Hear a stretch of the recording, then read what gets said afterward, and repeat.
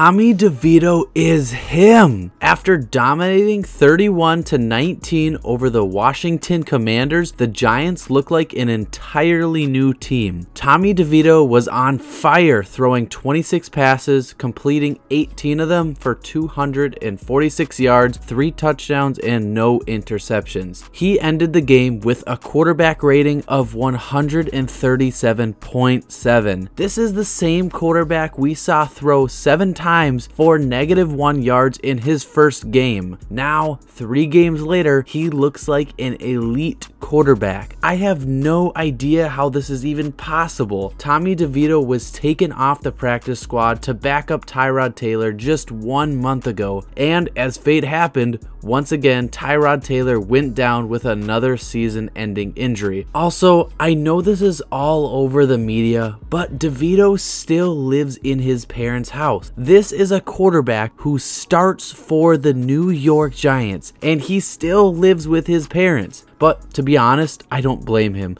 With inflation and everything, renting a closet in New York is like $6,000 a month. And with him not being on a long-term contract or anything, he could be cut or traded at pretty much any time. So I agree with what he's doing, and I really don't understand why so many people are making fun of him. In the first half against the Commanders, Devito pretty much took over the entire offense. Going into halftime, Saquon Barkley had -4 rushing yards, so he wasn't helping much in the run game. But in the passing game, Saquon was carrying with 57 yards for 2 touchdowns. He literally looked like a receiver in the first half of the game, and honestly, that was a great decision by Brian Daboll to let him play that much receiver. But to lead the real receivers, Darius Slayton had 82 yards on 4 receptions and a touchdown. But other than those two, Wan'Dale Robinson did okay, and that was pretty much it. In the second half, the Giants had Saquon Barkley run out the clock, and to finish the game, he had 83 yards on 14 carries. But don't get me wrong, Devito was still amazing in the second half. The Commanders just didn't really have an answer for him. He used his legs pretty darn well, escaping quite a few close sacks and extending plays to complete some pretty cool passes. He was throwing on the run, he was throwing from a clean pocket, he was reading the defense and completely exploiting him. There wasn't one time where I thought he was throwing a risky pass, and to me, he looked like a pretty dang good quarterback. But the real question is, will he stay consistent, and can the Giants actually rely on him? I think the answer to that is no. The Commanders aren't a very good team, but I'm not discrediting Tommy Devito at all. The Giants team is horrible, and the Commanders should have destroyed him, but Devito kept them in the game. Going forward, the Giants have a pretty soft schedule with the New England Patriots, Green Bay Packers, and New Orleans Saints being their next 3 games. I think these next 3 games will be a very good test for Devito and the Giants. Who knows, maybe Devito could be another Brock Purdy type of story. Most likely he's not, but to be honest, with all of the Giants' bad luck in the past 10 years, maybe it's time that they actually get some good luck and finally land a decent franchise quarterback. But if Devito is going to be the guy, Danny Dimes will probably have to be traded or released, and with him being on a $160 million 4-year contract, I think that it would be pretty awesome for the Giants to be able to get rid of him. All that money could be used to improve their defense and their horrible receiving core. Honestly, I would love to see this happen. Giants fans have had some rough seasons since Eli Manning and Odell Beckham left the franchise, and Tommy Devito could actually be their answer. We will see what happens in the next couple of weeks, but for now,